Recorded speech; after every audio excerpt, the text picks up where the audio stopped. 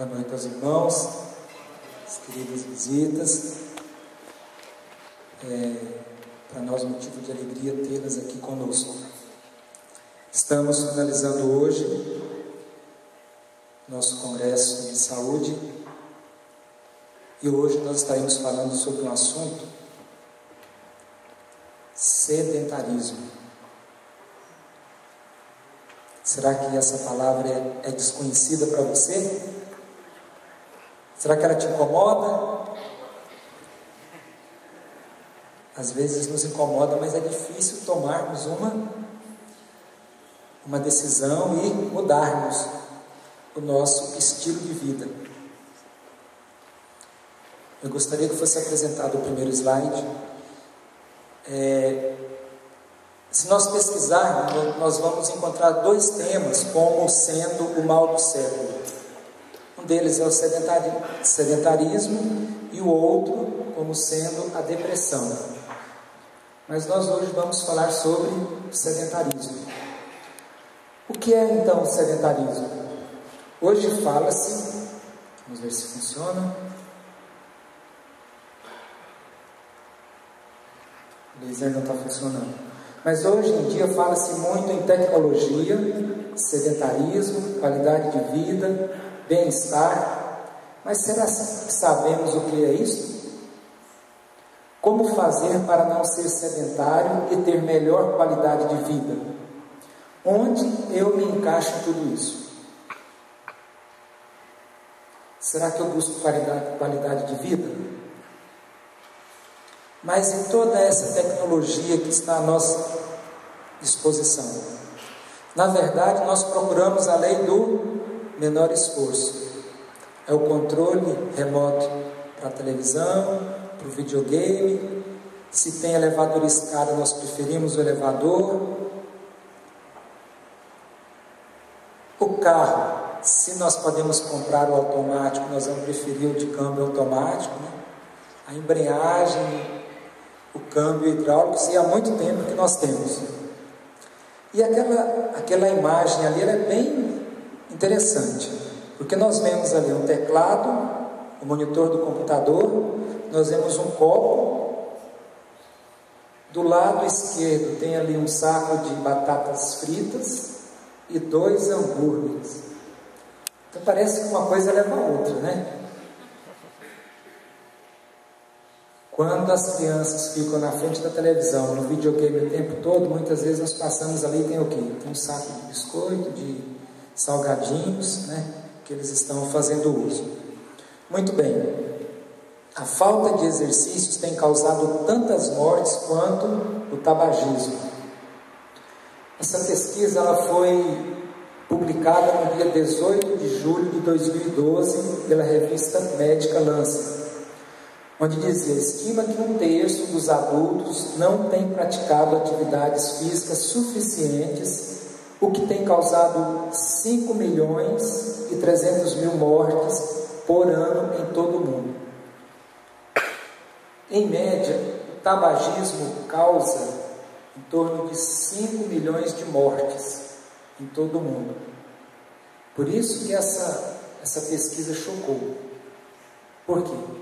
Nela observou-se que a falta de atividade física estava levando nada mais do que 5.300.000 mortes por ano, enquanto que o tabagismo em torno de 5 milhões de mortes. O sedentarismo é responsável por 1 em cada 10 mortes por doenças como problemas cardíacos, diabetes, câncer de mama e do colo. O colo, como nós sabemos, é o intestino grosso. Então a falta de atividade física acaba levando à obstipação intestinal. O intestino fica mais preguiçoso, mais lento, e isso facilita com que desenvolva então as neoplasias do colo ou do intestino grosso. Os pesquisadores dizem também que o problema é tão grave que deve ser tratado como uma pandemia. O que é uma pandemia? É um problema de alcance mundial. Nós vamos ver mais à frente como o Brasil, né, como nós estamos na foto. E eu posso adiantar que nós não estamos bem. O Brasil só perde, vocês sabem para quem? Em termos de sedentarismo? Para a Argentina. Olha só, isso aí a Argentina está na nossa frente. A doutora Amy Lee, do Hospital Brigham e da Escola Médica da Universidade de Harvard, que dirigiu o estudo, assinalou que todos esses casos poderiam ter sido prevenidos se a população de cada país e de cada região fosse mais ativa fisicamente.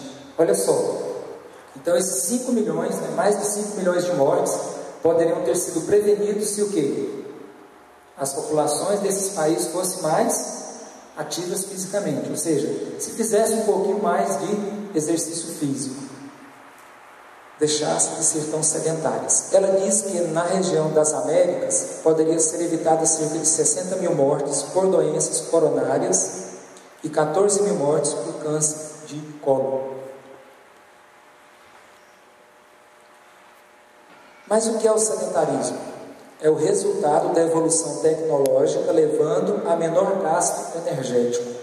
Ou seja, nós ingerimos mais calorias e gastamos menos calorias. Esse desenvolvimento tecnológico tem facilitado isso, porque cada vez mais nós encontramos alimentos industrializados, onde esses alimentos têm um alto valor energético.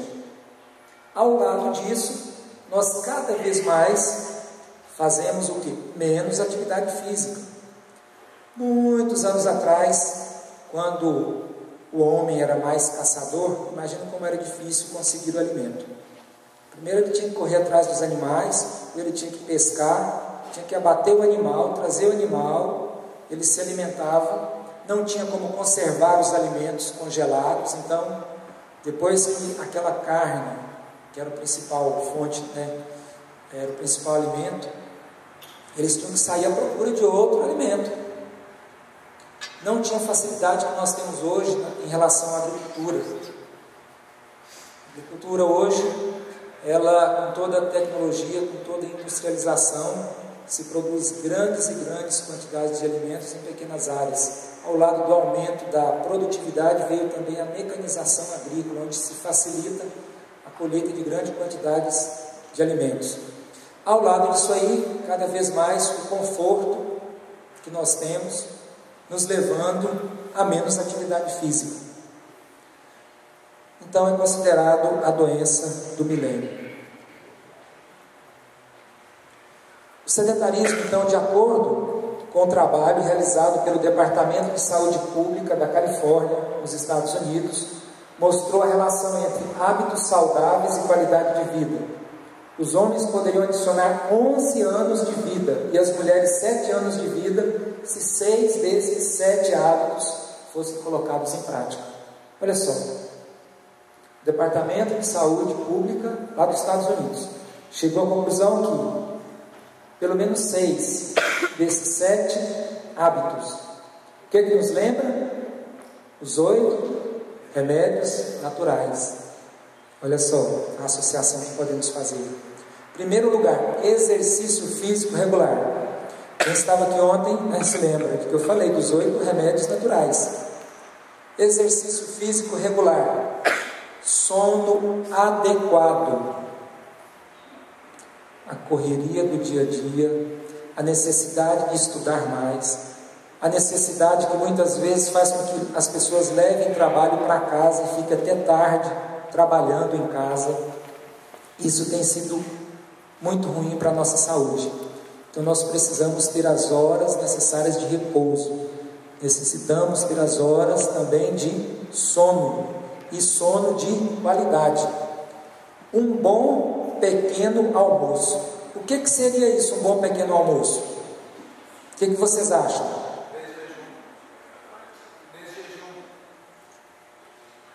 O que mais? Vamos pensar. Silvio disse que pode ser o desjejum. Mas será que é realmente o desjejum ou seria um almoço? Mais qualidade, menos quantidade. Exatamente. Mais qualidade, menos quantidade. Mesmo porque hoje em dia a maioria das pessoas não almoça em casa. E eu tenho visto com frequência, eu tenho procurado sempre ter um almoço, né? Porque o que eu vejo meus colegas muitas vezes, eles acabam pedindo fast food. Hoje tem Girafas, tem McDonald's, tem vários outros aí que você, China Inbox, né? Que você pega, eles trazem para você no seu trabalho o almoço. Eu não vou ser hipócrita de dizer que não é gostoso. É gostoso. Mas é saudável? Não, não é saudável. Então eu tenho um colega lá no hospital que com frequência ele pede 750 ml de refrigerante, um sanduíche daquele de andar e batata frita. Esse é o almoço dele. Será que esse é um bom e pequeno almoço? Com certeza não. Que nós precisamos sim ter um bom desjejum, e aí quando nós utilizamos produtos integrais, tem vantagens. Primeiro, de que ele vai ter as principais vitaminas, né, que nós necessitamos para o nosso organismo. Mas além disso, tem um outro detalhe. Ele demora mais para ser metabolizado, para ser digerido. Consequentemente, nós vamos demorar mais para sentir fome. Então, se nós temos o hábito de tomar um desjejum, né, com cereais integrais, leite de soja, frutas, quando chegar às 10 horas da manhã, nós não vamos estar com fome. Nós vamos conseguir esperar até o horário do almoço. E aí no almoço, se nós tivermos um almoço também com alimentos integrais e saudáveis, por volta das 16 horas não vai bater aquela fome, né? Aí nós precisamos comer alguma coisa. Para aquelas pessoas que estiveram aqui hoje, nós fizemos o cálculo da idade biológica. Nós temos a idade cronológica, que é aquela idade contada, né, a partir do momento que nascemos. A idade biológica, ela analisa o seu estilo de vida, se você realiza atividade física, se você dorme bem, se você toma o desjejum todos os dias, que é uma refeição importantíssima, muito mais importante do que o jantar, e também o almoço, é o desjejum. Depois de 12 horas em jejum, as nossas células estão ávidas para receber alimentos. E se nós não ingerimos esse alimento no horário, logo depois que nós nos levantamos, pela manhã, as células, o nosso organismo é muito inteligente. Por isso que Ellen White escreveu que esse é o mais interessante de todas as criaturas que foram criadas pelo nosso Deus, é o nosso organismo, pela complexidade que ele tem. Quando nós demoramos muito tempo para ingerir o alimento, as nossas células identificam isso. A pessoa que não toma café da manhã, eu já li um artigo a respeito, que fizeram uma pesquisa, pegaram um grupo de pessoas que tomavam desjejum e um grupo que não tomava. Durante as 24 horas, estes dois grupos ingeriram a mesma quantidade de calorias. Ao final daquela pesquisa, observaram o seguinte: as pessoas que tomavam café da manhã estavam com peso menor do que aquelas que não tomavam o desjejum. Conclusão: as nossas células, elas observam. Se nós ficamos muito tempo em jejum, quando nós nos alimentamos, ela reserva todo tipo de energia que chega, toda a energia. Se nós temos o hábito de nos alimentarmos regularmente, ela já não armazena toda essa energia, toda essa caloria. Então, por isso, chegou-se à conclusão de que o desjejum é uma refeição muito importante. O controle de peso também é um daqueles 6 hábitos que faz com que o homem possa ganhar até quantos anos? 11 anos. E as mulheres? 7 anos. Então, quem quiser ter um bônus aí de 11 anos para os homens e 7 anos para as mulheres, é só tentar adquirir esses hábitos de forma regular. A abstinência de cigarros e drogas e a abstinência ao uso moderado do álcool. A orientação que nós temos é que tanto o cigarro quanto o álcool, nós já não temos isso aí nos nossos hábitos. E as drogas? Quando fala em droga, a gente pensa em quê? Cocaína, crack, o que mais? Maconha, heroína, LSD, êxtase, né? Que é as mais recentes agora. Mas e quando nós utilizamos anti-inflamatório de forma abusiva? Qualquer dorzinha, eu tomo analgésico. Qualquer dor, né, nas juntas, eu tomo um cataflão, Voltaren. Os anti-inflamatórios, lógico, eu não estou aqui para dizer que eles não têm um efeito positivo, sim. Quando nós temos um trauma imediato e precisamos, porque na verdade a resposta inflamatória, a reação inflamatória, o inchaço, a dor, a vermelhidão que tem em determinado local quando temos um trauma, é a resposta do nosso organismo a essa agressão. Só que ela vem de uma forma muito além da necessária. Aí, então nós tomamos o anti-inflamatório para diminuir essa reação. Só que os anti-inflamatórios, eles causam um efeito negativo sobre os rins. Então nós podemos e devemos usar o anti-inflamatório, mas com muito cuidado, somente naqueles casos realmente de necessidade. Há um tempo atrás teve um medicamento anti-inflamatório chamado Arcoxia. Não sei quantos de vocês tiveram a oportunidade de usar. Ele era muito bom, mas ele teve que ser retirado do mercado. Por quê? O paciente ia no médico, ele prescrevia, e nós brasileiros temos demais, né, esse hábito. Nós vamos ao médico, ele prescreve a medicação. Foi boa? Ótimo. Aí o primeiro problema que temos, nós vamos na farmácia e compramos sem receita médica.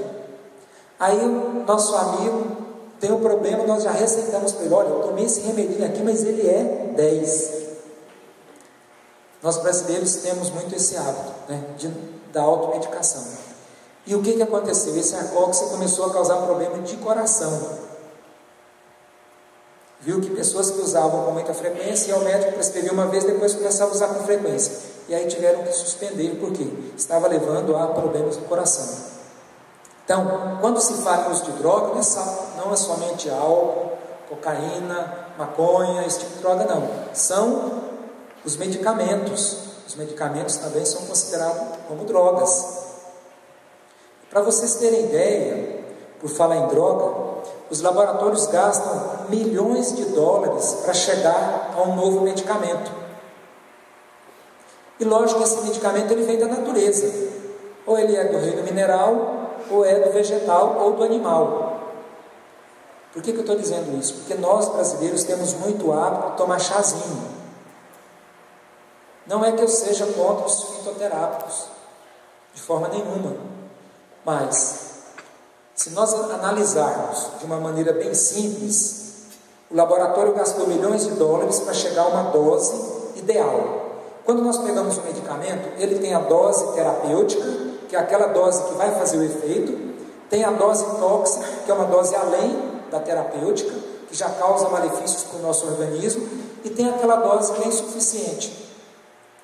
E vocês acham que vocês pegando umas folhinhas, fazendo uma infusão e tomando, acham que aquela dose ali, daquela medicação, daquela folha, vai ser ideal para o seu problema de saúde? Evidente que não. Então eu não vou dizer que não devam tomar chazinho, pode até tomar, mas pensar que ele vai resolver o problema de saúde, tem grande chance de não resolver. Porque é muito difícil você chegar à dose ideal para o nosso organismo.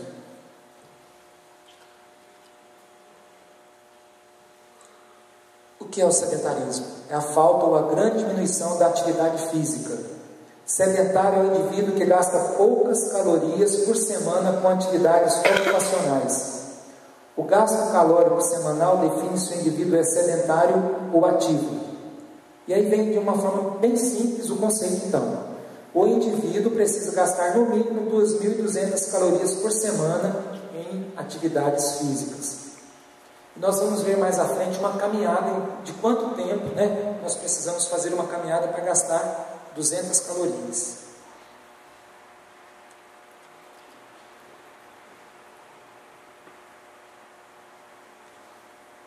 Vocês conseguem ver lá de trás? Dá para ver? Mapa do sedentarismo mundial. Veja a porcentagem de adultos que não praticam exercícios em cada país. No primeiro, na parte de cima, superior, nós temos os homens. Então tem 4 países ali, que está de vermelho, né, que é o primeiro lá. Mais de 50% dos homens são sedentários. Então nós temos ali a Argentina, 2 países ali do continente africano, ali próximo à África do Sul, ali próximo do Egito, e um lá na parte, já na Ásia, lá no finalzinho, do outro lado. O Brasil, no caso dos homens, fica entre 40 e 49. No Brasil, em torno de 47% dos homens são sedentários, ou seja, metade da população brasileira, dos homens adultos, são sedentários. E das mulheres? Aí o Brasil já fica todo vermelho, ou seja, as mulheres aqui no Brasil são mais sedentárias do que os homens. E se nós analisarmos ali a América Latina, nós temos a Argentina, o Brasil e outros países ali que também são campeões, né? São os campeões do sedentarismo. E mais ali alguns países do continente africano.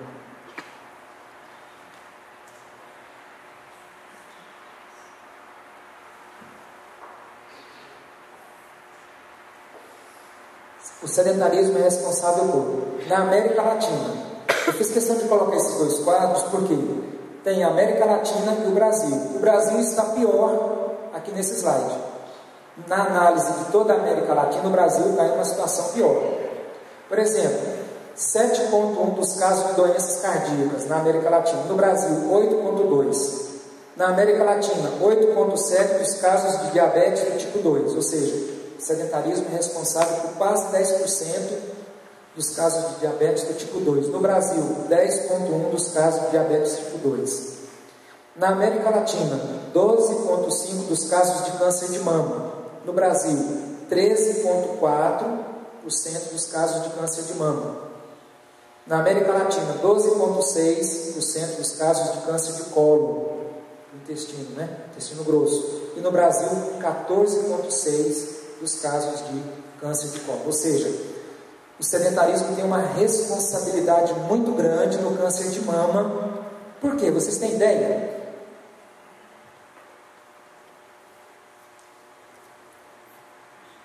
Tem muito a ver com as gorduras que são ingeridas pelas mulheres.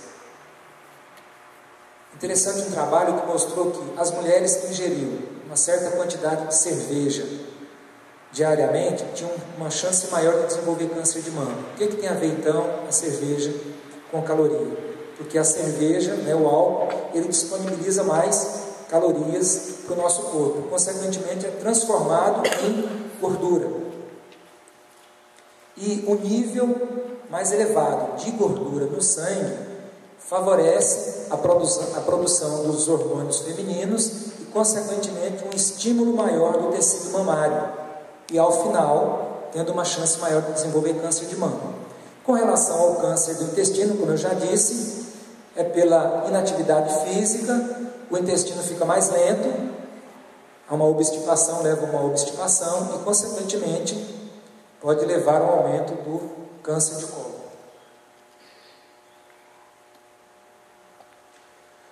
Ainda causa morte. Na América Latina e no Caribe, o estudo mostra que o estilo de vida sedentário é responsável por 11,4% de todas as mortes por doenças como problemas cardíacos, diabetes, câncer de mama e colo. E no Brasil, 13,2%. Quais são então as consequências do sedentarismo? Leva ao desuso dos sistemas funcionais. O que é o sistema funcional? Sistema respiratório, sistema cardiovascular, sistema esquelético, né? Então, a falta de atividade física leva a uma pior circulação. Consequentemente, você não tendo atividade física, você piora a sua capacidade respiratória, a sua capacidade circulatória de responder diante da atividade física. Atrofia e encurtamento das fibras musculares. O que isso leva? Leva a dor nas articulações. Se você tem um encurtamento dos músculos da panturrilha, tendão de Aquiles, você vai começar a sentir dor no tornozelo e também na planta do pé. Isso vai levar a uma fasciite plantar. Quando você levanta de manhã, pouco tempo depois você já começa a sentir dor. Você pisa e sente dor na planta do pé. Perda da flexibilidade articular. Leva a má postura. Leva a hipertensão arterial. Leva ao diabetes. Leva a obesidade. Leva a ansiedade. Tem vários trabalhos mostrando que a atividade física diminui o estresse, diminui a ansiedade, faz com que a pessoa durma melhor, consequentemente acaba melhorando também a depressão. Leva a um aumento do colesterol, principalmente do colesterol ruim. Já a atividade física faz diminuir o colesterol ruim e aumenta o colesterol bom. Leva também ao infarto do miocárdio, é o principal fator de risco para a morte súbita. Então esse aqui é um resuminho também do que nós falamos anteriormente. Sanduíche, refrigerante, televisão. Esse é o grande problema.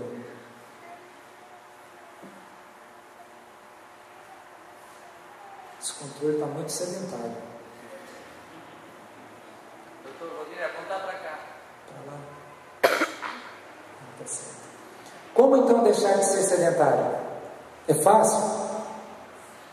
Se eu perguntar para vocês aqui, quantos de vocês reconheceram que são sedentários e a partir de amanhã vão mudar?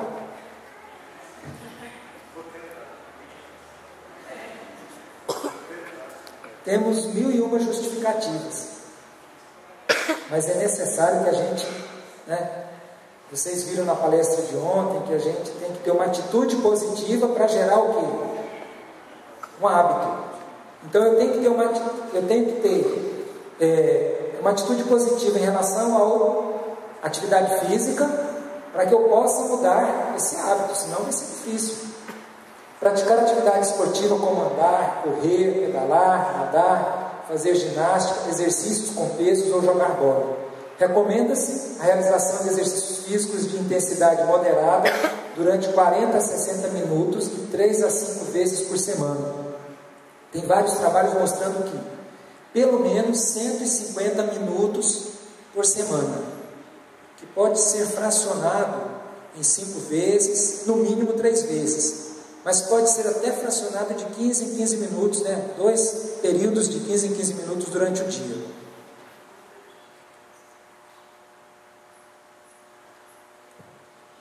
Praticar exercício como hábito de vida e não como quem toma um remédio amargo.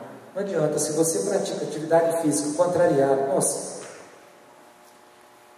o tempo está passando, já estou atrasado, aí vai correndo para a atividade física. Não, você tem que ir imaginando que aquilo vai ser bom, vai ser útil, vai ser saudável para o seu corpo, isso vai trazer mais benefício. Fazer exercício físico, exercício com prazer, sentindo bem antes, durante e principalmente depois da atividade. Se você faz atividade física e depois se sente exausto, cansado, você deve então estar exagerando na dose.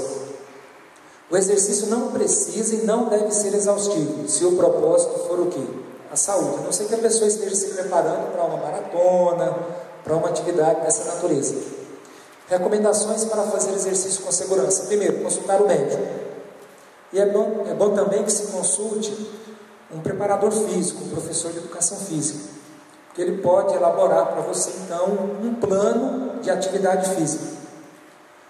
Usar roupas e calçados adequados. Muita gente começa a atividade física empolgado, caminhada, corrida, mas não usa as roupas ou o calçado adequado. Aí começa a machucar o pé, faz bolha, ele já desanima.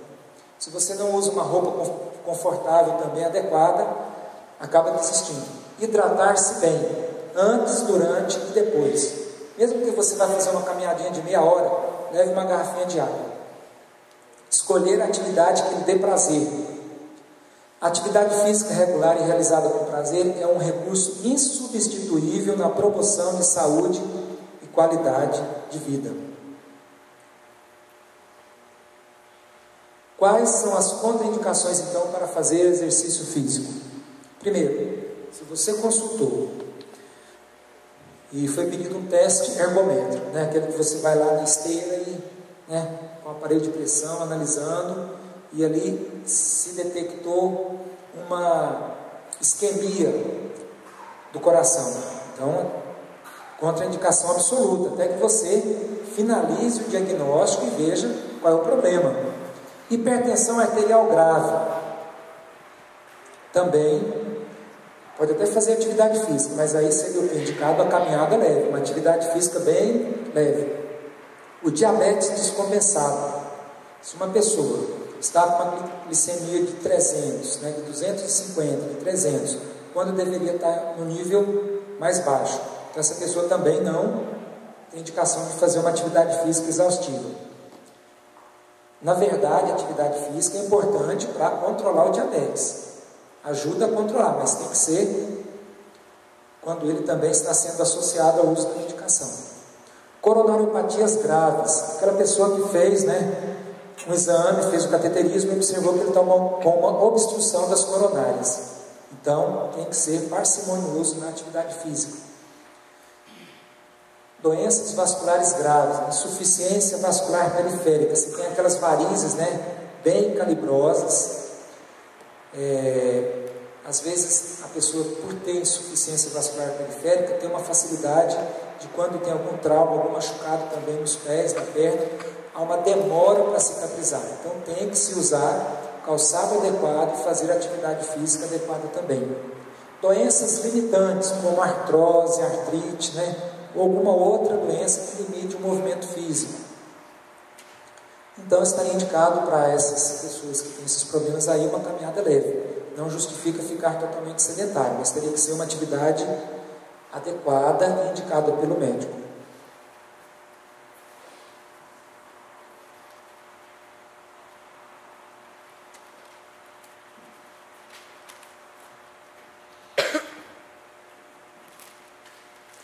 Por favor, voltem.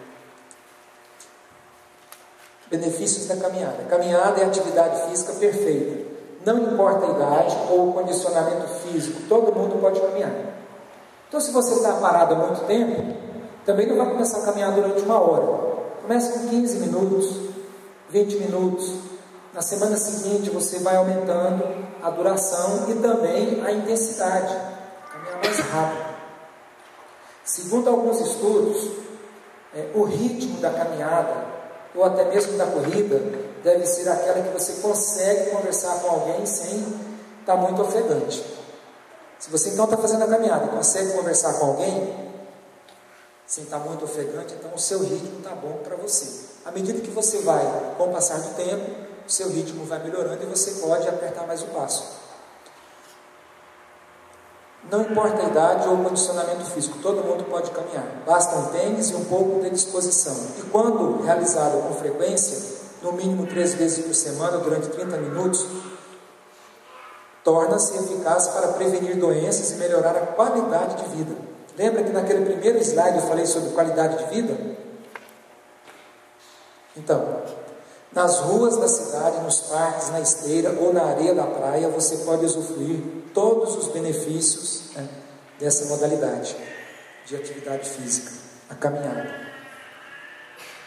Mais benefícios da caminhada. É a mais segura de todas as atividades aeróbicas, do ponto de vista cardiovascular e ortopédico.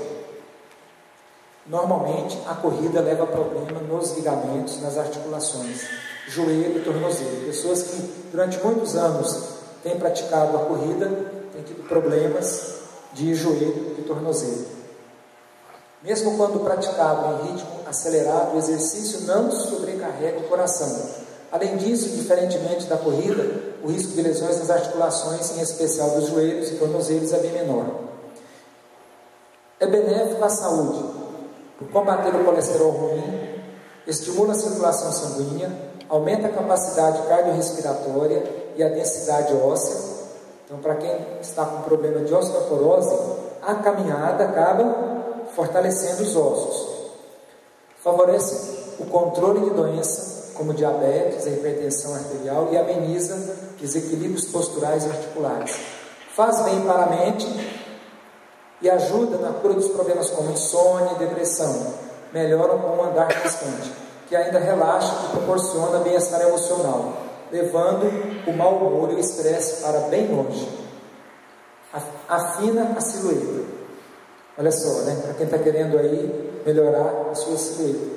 Meia hora em ritmo moderado pode gastar até 200 calorias. Então, meia hora, 200 calorias. Se eu quero gastar pelo menos 2.000 calorias, nós vimos lá, né? A definição de sedentário é aquele que pratica atividade física, ele precisa queimar pelo menos 2.200 calorias por semana. Então precisa andar aí, né, para conseguir queimar essas calorias. Sedentarismo espiritual, será que existe? O que vocês acham? Tem ou não tem? E aí, fisicamente você está se considerando um sedentário. E espiritualmente? Alguém pode dizer uma característica do sedentário espiritual?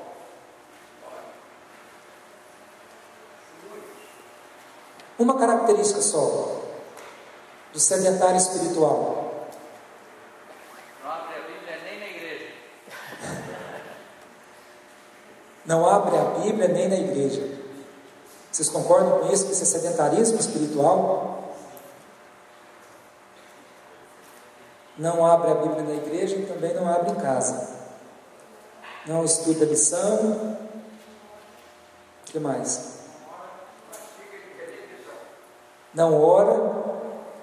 Será que ele é um cristão conhecido, é um adventista conhecido no trabalho? Ou ele é um cristão oculto? Ninguém no trabalho sabe que ele é adventista. Será que esse adventista está sendo sedentário? Irmãos, é muito fácil nós sermos sedentários na nossa vida espiritual. Olha o que Jesus disse em Mateus 7, verso 13 e 14: entrem pela porta estreita, porque a porta larga e o caminho fácil levam para onde? Para a perdição. E há muitas pessoas que andam por esse caminho. A porta estreita e o caminho difícil levam para a vida, e poucas pessoas encontram esse caminho. Então, irmãos, nós temos que pensar como está a nossa vida espiritual. Nós vimos que para sermos sedentários fisicamente, é só a gente não querer fazer atividade física. A coisa já vai o quê? Naturalmente. Se nós não estamos ativos fisicamente, consequentemente nós somos o quê? Sedentários. E espiritualmente, se nós não formos proativos, se nós não decidirmos, né, praticar o estudo da Bíblia, a oração, pregar para as pessoas, nós somos então o quê? Nós nos tornamos naturalmente sedentários espiritualmente. E caímos onde? No caminho largo. Na lição de ontem, né, nós estudamos, na lição que nós terminamos ontem, na semana passada, nós vimos lá as duas portas. E na porta que leva para a vida, tinha uma pessoa com a Bíblia aberta. E foi interessante que na minha classe foi dito o seguinte: olha, não basta apenas estar com a Bíblia aberta, não basta apenas ler a Bíblia, mas é necessário o quê? Estar com ela aberta, ler, meditar, orar e ter comunhão com Deus.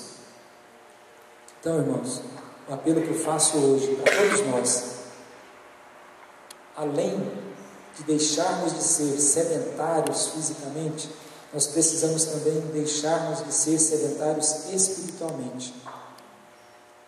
Precisamos ser mais ativos espiritualmente, para que quando Jesus voltar nós possamos estar em forma, aguardando a volta dele, a fim de que possamos ir com ele para o céu. Eu gostaria de convidar para que tivéssemos mais uma mensagem musical.